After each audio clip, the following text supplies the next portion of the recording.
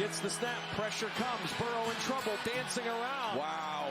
Boy, Joe Burrow buying time, and he finds Zach Moss. He's a magician, Joe Burrow.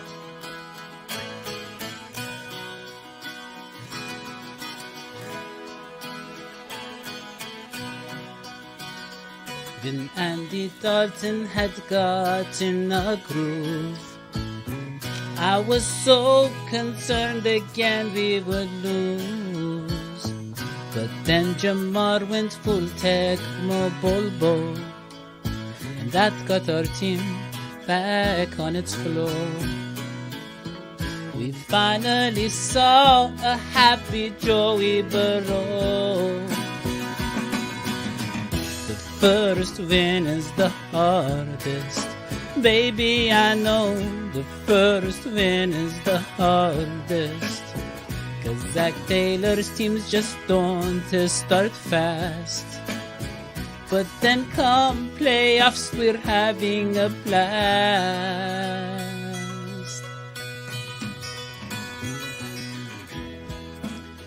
Welcome to the number one Bengals podcast. I'm your host, Daddy McTook. I'm joined as always by John the Brain Sheeran. And John, finally, we have a victory to talk about. It's one of my favorite songs you ever did. Not just because they won and that the show's going to be easier, but like I really like that one. I liked your voice there. Well, thank you, John. Thank you. I hope you like my voice throughout this show. Because, okay, that is okay though, John. Because if you don't like my voice, I have somebody whose voice you have to love because he is the most entertaining, insightful, and likable personality to ever talk about the Cincinnati Bengals in their history. And I think you know who I'm talking about, John. You could probably guess.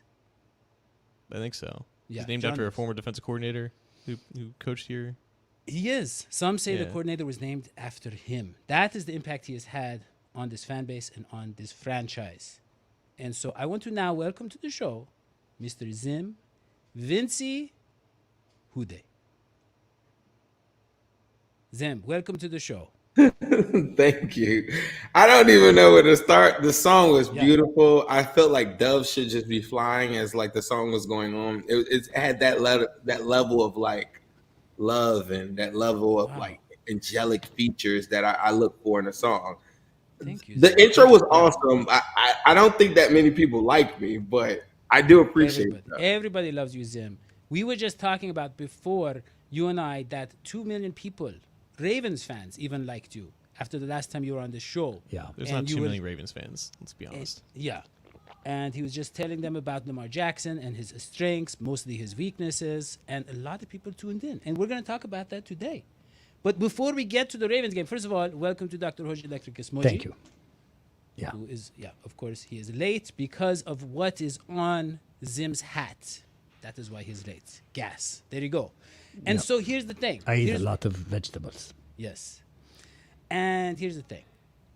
I want to talk about this game because a lot went right. Offense looked great. Right? Zim, have you ever seen Joe Burrow with this kind of blocking? Ever? Never. Best offensive line Joe Burrow's ever had. It's astonishing. And the running backs. Look, I love Joe Mixon, but these running backs with that offensive line in the combination, the way they're using them, I can't remember when we've had a rushing attack like this. I can't either. I think the utilization of 12 personnel in conjunction with this fire and lightning thing that they got going on, they are truly outsmarting teams that are going coverage, and they're using the personnel grouping to be the catalyst to it all. And these runs are looking good, and you're looking at Chase Brown being the second leading yards per carry rusher in the National Football League. Yeah, I agree. He is. But Zim, what about this defense? You have talked about like, hey, watch out. Our defensive linemen, they're getting healthy. You better watch out. You better watch out. I think the defensive lineman, I don't know. Maybe I have a question for you all. Like, what was everybody's expectations, I guess, with the defense? Like, for me, I'm thinking offense heavy, defense middle of the pack. Yeah. You trace the money. You look at Joe Burrow getting paid the money that he is. DJ Reader's not on your team. Jesse Bates not on your team. But they're throwing bodies at the position. Yeah. The six defensive lineman bodies got hurt. But I think, had they been there, maybe you win maybe one more game. You're still probably 2-2 based off of, I don't know. But in my mind, this team is set up like 2022. They were plus 62 in the first quarter. Yeah. They were a dominant football team. Everybody always talks about 2022, they're going a 10-game win streak. They get out on teams early. Lou Anarumo will get you in a position where you're forced to pass. They only allow one 300-yard passer that season. I think that's why Geno Stone is here, to be an outfielder, not to be out there tackling. And when you see that the Bengals are playing from behind or a close game, that does not work in their favor. They are not built that way. And that's my expectation. So the missed tackling, I didn't think that would be to the level it is. But I think if you really go back and watch a lot of these games, the defensive line is average sometimes and sometimes decent. You could use words like that to describe it. But I think it's the missed tackling behind them. Yeah. And now the numbers game up front that you've always dealt with Reader up front, you don't have that to lean on. So my expectations are probably a little bit lower than everybody's for the defense, even though I expect more. Yeah. Yeah. Well, they were definitely supposed to be better than this when healthy, right? Like, I think the Miles Murphy injury is the most damning because everyone knew that Sam Hubbard was not going to be sustainable if he's playing 80-90% of the snaps. Like, it's no longer 2020, 2021. So him being out has really, I think, negatively impacted how they're able to set the edge against the run. And obviously, this is like Zim. It's like 2020 with the defensive tackles when we had like Christian Covington and a bunch of like Marcus Hunt was even playing that year. It's been a ton of bodies that I don't think they expected to play this many snaps. So I think I guess when he was healthy, when he was out there, I haven't seen much out of Sheldon Rankins, and maybe that's because you rush the passer differently against Jacoby Brissett than you do with Mahomes. So the sample size is obviously very small, but I think Zim, like once Rankins gets back, like that's the impact that they need because they definitely need a more fierce interior pass rush for sure. Absolutely, that is the biggest weakness. They haven't had a Ogunjobi replacement, you know what I mean, and they've been searching for that. I would argue they ain't really had a Marvin Jones replacement really on the outside, now with Burton, but they don't play him. So to me, one of the biggest disappointments to me with the defense is the utilization of the talent and stuff that they have. Like when Geno Stone was, paid to be here, I just didn't look at it like how this is playing out. I thought that he would be more like Lou would be in some 3 safety looks and we would get battle out there, like in the maturation of him. And then I thought he still would be starting. So like that has thrown me off.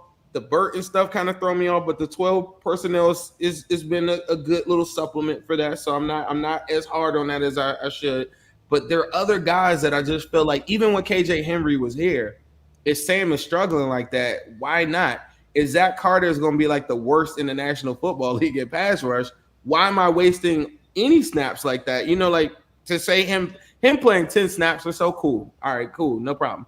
But like rotating some of these other guys, that it can't be no worse if a guy come off the couch and Lawrence Guy is outperforming guys in it. So give me Dominique Davis, give me any of them dudes because they're all performing better based off of what I've seen from some of the guys that are in front of him. When you have a guy that's literally ranked last in the National Football League. I know Lawrence Guy has not actually been off the couch, but he looks like a guy who just got off. Like he looks like him. I know he's been training, but you can say it. He looks like he looks like you. He looks like you, OG. Yeah, off the couch with no gas, but Yeah, well, the gas is what helped me get off the couch. You think so?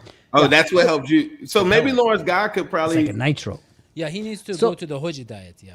So or if he came with the gas and then he pulled up with the Haji sunglasses, that might take his level up of play another notch. I think. But Zim, there is no gas in my car; it's electric. Now, here's a question for you, Zim. Okay, I want to go back a little bit because the vibe that I'm getting, because you're talking a lot of highfalutin football talk here, and that goes right over Hoji's head. I want to understand if it's because when I see the Bengals defense, to me, there is a personnel problem. I'm just going to say it. I don't think the talent is there. I don't think it's a coaching problem. I love the interceptions. I love what they're doing. But when I look at a team like the Ravens that can just plow through you on the ground game, I don't think the Bengals have the personnel to stop that.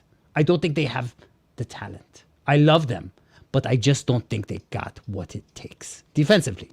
Yeah. Well, we want to get to the Ravens soon. I'm not even talking about the Ravens. I'm talking about the defense. He's just using them as a reference. As point. an example. The issue that I have, and this is how I am in life, if I don't see it happen, I'm very absolute with my train of thought. If I don't see it happening, just like, you know, like all the speculatory stuff about Burton and like, I don't know, like what, you know, play like I saw him and he was the number one wide receiver in preseason, right? So I don't have to speculate on what I think he knows. I saw it. Then I watched her. So my only thing that I would say to you is like, how do I know that Dejon Anthony couldn't give me some meaningful snaps? How do I know that Meta couldn't come in? If you're having a tackling problem, how do I know that Jordan Battle, one of the best tacklers that we have on the team, couldn't come in and impact that? How do I know that Meta wouldn't be impactful in a game like that where you got a linebacker supposed to take the dive on any read option or RPO action? How do I know that he wouldn't go and do it? So the lack of the utilization, if you're telling me Sam Hubbard is hampered by injury and all this other stuff like that, I don't know that the talent isn't there. And I believe in some of the talent that's there. And I think that's probably where we differ on that part, but they haven't been playing it. How do I know? And why haven't they been playing it? Well, Zim, that's what I want to. So Matt Manich. My guess is as good as yours. Well, hold on. So on Twitter, Matt Manich, who's an actual coach, he said this. He said, we all know what Lou Anarumo's approach is to safeties. He does not swap out safeties. I thought it was a good point. But it's funny, Zim, when it comes to the cornerbacks, who are kind of like safeties. The cornerbacks, he's like, you know, Cam Taylor-Britt, he's in the doghouse, so he didn't, you know, play much in the second half. He's like, we got to see. With the corners, he's fine. It's something about the safeties. And to your point about Jesse Bates, because I've been talking about Jesse Bates forever, that is what ruined this defense, is the loss of. He was like the pillar of that defense for Lou Anarumo. But there's something about the safety play that it has to be some sort of, you know, consistency for him to be comfortable as a coach. Yeah, I agree. I think this is a tough conversation for me. I feel really strong that Jordan Battle, for some of the things that I watch on film, I just think that Jordan Battle will be far more instinctive and be able to make plays, and his strong suit is tackling. And I look at Von Bell looking flat-footed, you know, not shedding, doing different things like that on a weekly basis. I'm not saying that he wouldn't have a role. I just think that they need to dumb down some of the roles of some of these guys. Sam Hubbard should be getting like 15 to 20 something snaps a game, and then you're supplementing that with like a KJ Henry rotation, and guys like now KJ Henry's gone. He signed with the Cowboys. I don't know if y'all saw that, but like guys that are more physical against the run at the edge position. Say Johnson comes out of nowhere. His first play, he gets a run stop. You know what I'm saying? I'm just like all the guys, and then it's all around the roster. Soon as Burton was given the one chance, he only had 4 snaps. Biggest play of the season for a guy that we're saying, if you just put him in, it's not really rocket science. Like, if anything, I'm gonna take the top off the defense, and I feel like that all around the board. And now that we're 1-3, 1-3, right?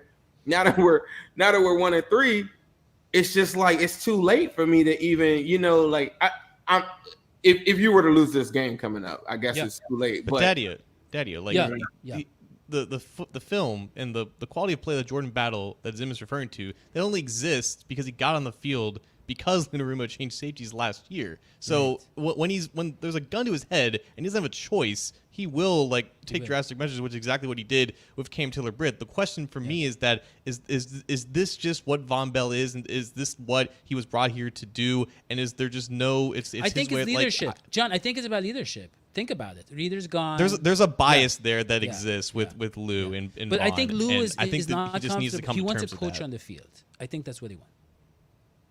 Sorry, John, you cut out. I couldn't hear you for a couple of seconds. No, but the defense took a step last year when they subbed out Nick Scott for Jordan Battle. That wasn't a coincidence. He was tackling better. He was taking better angles. Yeah. The defense funneled a lot better towards the run game. You're seeing the worst angles out of any safety group in the league right now. And that was never Geno Stone's strength, mind you. He was never a good run defender. So I think there's a chance that he can overall play a little bit better because that was never his strength. Yeah. Von, though, it's just he's going to be 30 this year. Yeah. He doesn't look the same as he was. It's time to start that process of getting Battle on the field more. Well, to your point, John, around 30 is when your fluid intelligence, so the geometry you're talking about with the angles, that starts to decline but your crystallized intelligence, so like the wisdom and the mentoring that he can do, that is on the increase. And it seems like here we have Lou Anarumo favoring the crystallized over the fluid. But before Mr. Who Dey, how old is Derrick Henry? How old is who? Like 30? Derrick Henry. 31? Yeah. I don't know. Yeah. He's got a lot of crystals and he's got a lot of stuff going on right now there. Yes. And I want to talk about that, Zim. What is going to happen? First of all, did you know that Mr. Lamar Jackson completed 13 of 18 passes? Everybody was raving about it. And if you look, 5 of the passes went beyond the line of a scrimmage. That is crazy. I would never throw the ball beyond the line of a scrimmage. It would 100% be intercepted. Did you know that only 3 of those passes went to wide receivers? Yeah, I wouldn't throw to a wide receiver. They're so small. They're framed. Well, hold on, guys. You guys can talk stats all day and night. I watched the game. That was a bloodbath. The Ravens. The reason he wasn't throwing more was when the run is working, you don't pass. I mean, that's obvious. Every time he would hand off the ball, it would be a first down. I mean, almost every time, either he ran or the running back ran for a first down. That's unstoppable. You don't do passing, Daddy-O, when you're in that position. You'll need to do passing. I don't think they ever need to do passing. I think Lamar admitted that. Listen. The Ravens right now, and I don't care about records, from what I saw, have the best offense in the NFL. Now. Where would you, Dr. Haji, where would you rank the Bengals record, who currently is 3rd in EPA per play? I actually would put them 2nd or 3rd, right behind the Ravens. So then we let's have a shootout then. Let's shoot out. That's how they're gonna have to do it because our defense is gonna get run over. Mr. Zim, I want to get your honest take. What do you see? Is Lamar Jackson, is he up to the challenge of facing Joe Burrow? Can he go toe-to-toe with Joe Burrow? Go. Throwing the football? Yeah. Can he throw the football? Yeah, he can throw the football. But when you gotta be specific. Yeah. Are we talking about Lamar Jackson? Can he win the game? Look, game is on the line, 4th quarter. Can he win the game for them throwing the football? Yeah, he can. Can he? But one thing that I don't think that he could do, or from a schematic or strategic standpoint, that I would do if I'm Lou Anarumo, is can he throw consistently on target, accurate for 4 quarters? And so that's a different conversation. Is he capable of winning the game? Is he capable of throwing the football? Is he capable of all those things? Yeah, sure. He's an NFL quarterback for sure. Can he consistently throw it? And the only way that I could test it is one way, is scoring points. So Dr. Haji just said that he believed that the Bengals is like 2nd or 3rd in the NFL in scoring. He hasn't really played a team that I thought could score or have the offensive firepower of the Bengals. The Chiefs, they don't have the firepower. They have the quarterback. I think that the Bills, everybody thought they did, but I thought Josh Allen played too erratic. He was fidgety, and we got Joe Cool. So Shiesty gets into this mode where everything quiets down for him, and you could see it sometimes. Some games is earlier than others. When he hurt his wrist in that game, I thought he came out there guns a-blazing. And when he put pressure on them, it changed what they wanted to do. And that's the only way that you could beat the Ravens. If you, me and Ace were talking about this. He was saying he wanted to take the ball first. Because I don't trust the defense, I'm kind of like, I don't want to take the ball first. I want to get a stop on them or limit them to a field goal. And that will go a long way because I think Joe Burrow on his first drive will come down and score. Say that the Ravens were to score on their first drive, whatever. At least I'm leaning on the fact that, okay, well, now we got the ball. Let's go. And then if it doesn't go like I say, we're still within a score or two, going to halftime. I don't have to worry about them running my ass off the field, getting the ball right in the 3rd quarter. That's my strategy. His strategy is more so get the ball, come out there, punch him in the mouth, get a stop, go up 10. Do what you did when Joe Burrow hit his wrist on, what was that, Sunday night, Thursday night, or whatever that game was. Yeah. And neither one is wrong, but it is very interesting on how you could do it. I think I have some strategies I think you could do, or I would, if I was Lou, I would do. I would show him an 8-man, 9-man box on some crazy zero looks throughout the whole game.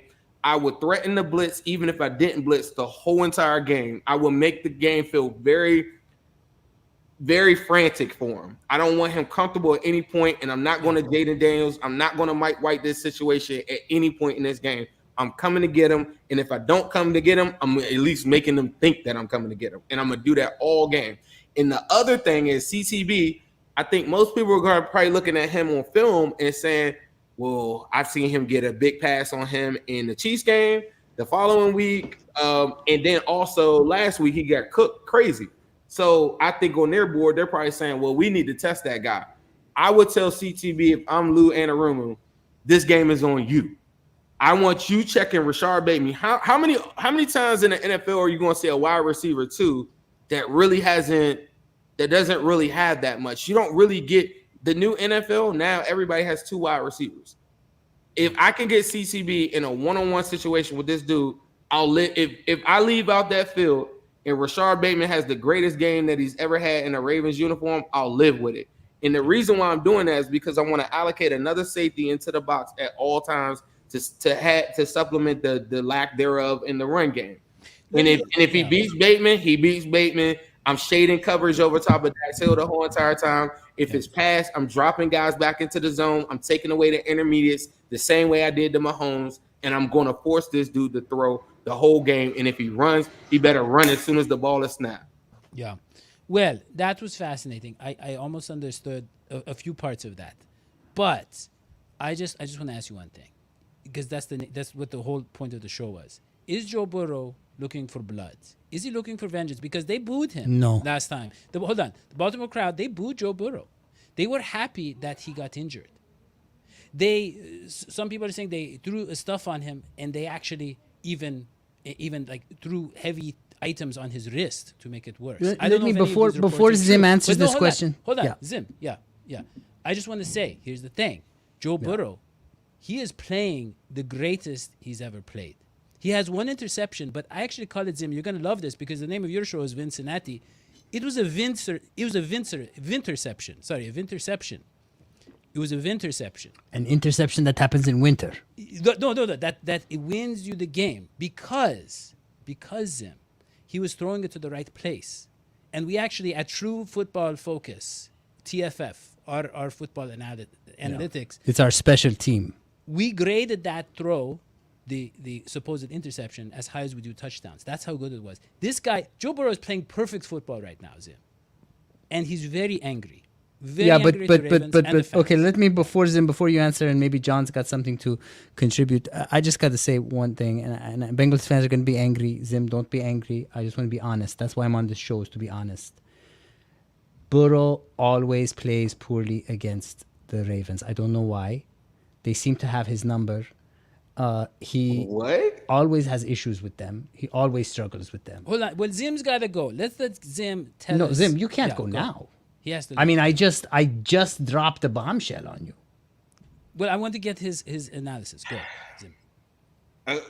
That threw me off just now because I wanted to throw you off. That's why I'm here. It's point counterpoint. This is like the vice presidential debate. Coming into the 2023 season had won 4 out of the last 5 games against the Ravens. Then the one game that they won, and I saw that comment that y'all just put up on the screen.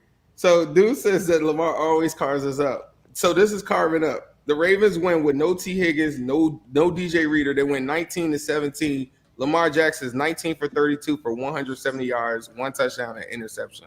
That's not exactly carving anybody up. Later on in that season, the Bengals gave him a gentleman's sweep, beat him in a coin flip game, and then came back and then beat him in the playoffs twice in a 7-day period. So what are you talking about? Are we talking about like Lamar not being available, who he hasn't finished the last 2 out of the last 3 seasons? He used the word literally. Yeah. He used the word literally, so you got to look for knives and carvings and things like that. I don't know. I feel like a lot of our division woes and stuff have been exaggerated. The Bengals won back-to-back division titles. Burrow plays scared. Burrow plays scared against the Ravens. I don't know why. I've never understood why. Zim has. It's the only team that seems to intimidate him. Did he play scared when he threw 1,000 yards in them in 2 games, or did he play scared when he put 41 points on Lamar Jackson and Marlon Humphrey's head? Which game was that? Listen, Zim. I don't know. He's confusing the Ravens with another bird team, maybe. I don't know what's going on. Zim, listen. Aren't they the purple ones? Maybe the Browns would be. I think Burrow has problems with Myles Garrett a lot, but I don't know. Zim, here's my point. You know things. You know people. You talk to these players every single day. My question is, how angry is Joe Burrow? What is he going to do to them? Look, is it personal? I don't know Joe Burrow. So I've never saw. Yeah, I meant the Browns. Nobody watches the show, Zim. Nobody's going to find out. I don't know Joe Burrow. I like to think I think he's got this one circled, though. I would say, based off of what I do know about his personality, I do, his brother. Shout out to my guy Jamie. Shout out to his pops. Like these guys, they got that dog, and I know how Joe was raised and stuff like that. He's not going to forget that. I don't know if y'all seen the interview he did with the Note Boys. This is like one of my favorite Joe Burrow interviews. But he said, "Yeah, I like playing the Ravens. They talk." And when Joe Burrow got his wrist messed up and everybody said F Joe Burrow and it was bye-bye Cincinnati and stuff like that, he's got to see it and he's got to know what's at stake. And I think that he's ready for this. I really do. I think I'm the homer or the optimist or whatever. I don't trust our defense. But I will say that I don't think that they trust their defense against our offense throwing the ball either. And so how that plays out, I don't know. It could be the Bengals getting their ass whooped. No, but that's not gonna happen. So what is your prediction? Do you have a few minutes just to do our predictions? I think the Bengals. I never go against them. I don't really have a score prediction. I think the over or under or whatever for like Vegas is at 51. So I think in that same realm, 27-24. I don't think anybody's gonna get more than 7 possessions. Yeah. Like I don't think that anybody will have the opportunity to score over that. Like I just think that it'll be 7 possessions, and that's the way that these games go with them. That's the way it's always been. Except when we beat them 41-17 with Lamar Jackson, and he didn't shake Joe Burrow's hand. Yeah, I remember that. Okay, well, Dr. Hoji, your prediction. Well, it's a tough call. The Bengals have found their groove. But I got to go with what I was saying, which is that you've got this problem with the Bengals not being able to stop the run. And you've got the team. I have never seen a team like this year, at least, and maybe in the past 2 years, that is so dominant on the ground with the rushing as the Ravens. And so I don't think it's going to be pretty, but I do think the Bengals will score. I'm with you, Zim. I think it's going to be a lot of high-flying acrobatics. I think the Ravens will pull it off and will win, and I think it'll be, somewhere in the ballpark of them in the 30s and the Bengals in the 20s. Yeah. John. I think Zim brought up a great point about possessions, and that's always going to be a theme with this game. It's exactly what happened with Washington. The fact that the Bengals didn't score on every possession, didn't score a touchdown, they lost the game. That's why Shannon Sharp made an ass of himself on national television. But it's going to be something similar. If the Bengals trot out Ryan Rico in this game, there's a good chance that they lose. And I think with possessions specifically, the Ravens now have an explosive run game where those possessions could be shorter, and I could give the ball back to the Bengals more often, maybe. Obviously, the counter to that is Derrick Henry's running 60 yards into the end zone, and it's definitely a possibility. I think the biggest challenge for the Bengals this game, though, is actually the Ravens' run defense. They're number 1 in the league in success rate allowed against the run. I think only 27% of opponents' runs are successful right now, and it's a really good test for how Eric Gall in the backfield, blocking for Chase Brown. It's a really good test to see how sustainable that is and how it can carry over to week. So I think this is going to be kind of on Joe Burrow, like what Zim said, and obviously, you can't count against him when he's got his mind right. So I'm going to say you can never count against him. Go ahead. I think right now my gut's telling me it's a close win for the Ravens, but I could see the Bengals defense maybe making a surprise turnover here because it could happen. Yeah. Okay, I'll go quick, Zim.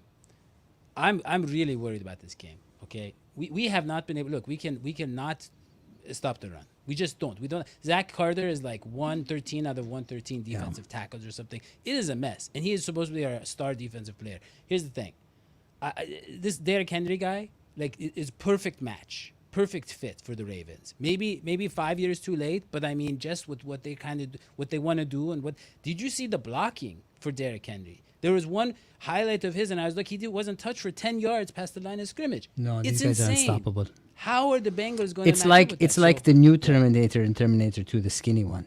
Right. Yeah. So this is Zim. This is why I always pick the Bengals like you. But this week, I think You're not. Yeah. I think I'm they're not. gonna be- I'm not mad at it, man. I definitely understand it. I 100% understand. yeah. But this week, what? Yeah. So I mean I think the Bengals. Well, I think they're going to be manhandled. Is what I think they're going to be manhandled. Now, Zim, I got to tell you, this is incredible because every week, Yeah. Daddio, and it's been a bit confusing at first, but every week he says the Bengals are going to win. But this week he's saying they're going to be manhandled. They're going to be manhandled. This is historic, manhandled. people. People, this is historic. Daddio is saying the Bengals are going to lose. Yes, go ahead. They're manhandled. I'm with you. I agree with you. I just think that there's some opportunities for the Bengals to exploit some stuff. Like we're giving a lot of information on what the Ravens do, but the Bengals, like I said earlier in the show, third in EPA per play in the National Football League is one of the more efficient offenses in the NFL. Yeah. In that, I know for a fact. I think the Ravens have played some good quality opponents or whatever. They haven't played an offense like the Bengals, and they haven't played Joe Burrow at this this. And in the past, you could lean on the fact that the Bengals are just going to throw. They're just going to throw. I think them now having that in conjunction with a healthy run game, I think is a little different. I think what John was saying and just bringing out field goal unit or punt unit, you could probably – the Bengals can only afford to bring out the field goal unit maybe once, twice, maybe. They have to score touchdowns. And they got to be aggressive. Aggressive. You got to. There's two things that do stand out. Before going into the Bills game, one of the reason why a lot of people thought the Bills were going to kick their ass is that the Ravens came into that game as one of the worst pass defense in the National Football League. Yeah. So that's the part that you are looking at. And then you're saying that the Bengals have one of the best pass offenses. So the same way you're feeling that about Derrick Henry in the Bengals run defense, you think Ravens fans think that they have a really good shot? Brandon Stevens hasn't been looking amazing. You trust Wiggins on a one-on-one with T. Higgins? What are those matchups looking like? So the same way that you have that Derrick Henry, one, he has to have first down efficiency too. He does. You're not running the football with Derrick Henry on second who and can long. run the football with second down? So let me hold on, Zim, hold on, everybody. Real quick. A lot of Ravens fans, if you talk to them or read their comments, a lot of them didn't think that the Derrick Henry pick was the best one and going into the Bills game because they thought that they should have got like Jacobs, someone that you could utilize on third down. You're not running Derrick Henry out there on third down. You're going to see Justice Hill on third down. So be very clear. If he doesn't have first down success in your scoring points, you might not see a lot of them. It takes a lot for him to get those volume carries, and it all leads off of first down efficiency.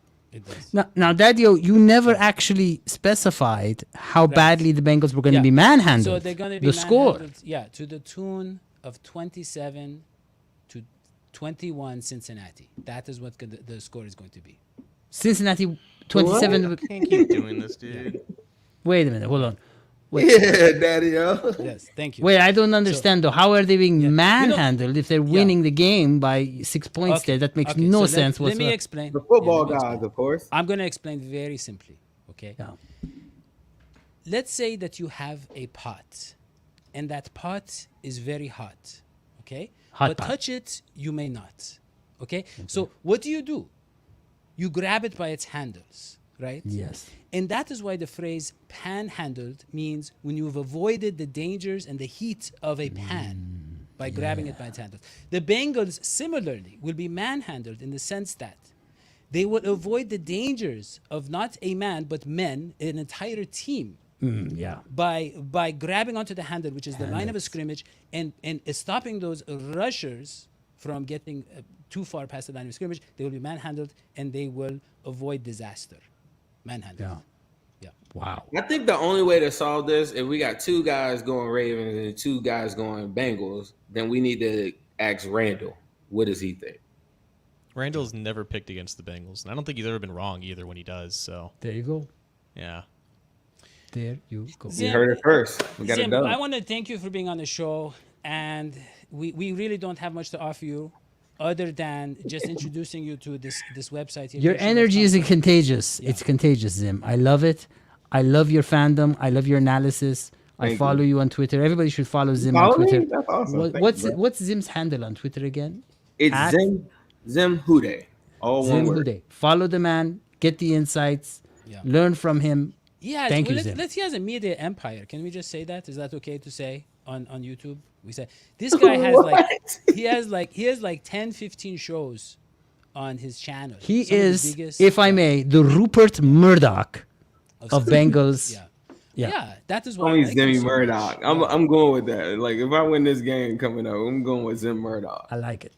Sounds like a private eye or some shit. Yeah. I like that. Zim, we wanted to sing a song for you about the Bengals, but I don't think. Do you have the time? I can. Yeah, I got like 2 minutes. 2 minutes. It's exactly 2. It That's takes funny. about It's 2 minutes for us exactly to 2 sing minutes. this. Stop talking. Play the music. because the intro was amazing. Yeah. Thank you, Zim. But this song, look, this song comes from a very special place. It comes from our hearts. It comes from our hearts because we love the Bengals, we love you, and we love. Let's be honest, we love supporting ourselves. It's a worthwhile cause, and we actually have the patron of the week right here, Dustin Gienert. This is for you, Dustin Gienert. This is for Dustin. Just tear up every time. There comes a time when the Bengals break your heart, when the fans must come together as one. There are grown men crying.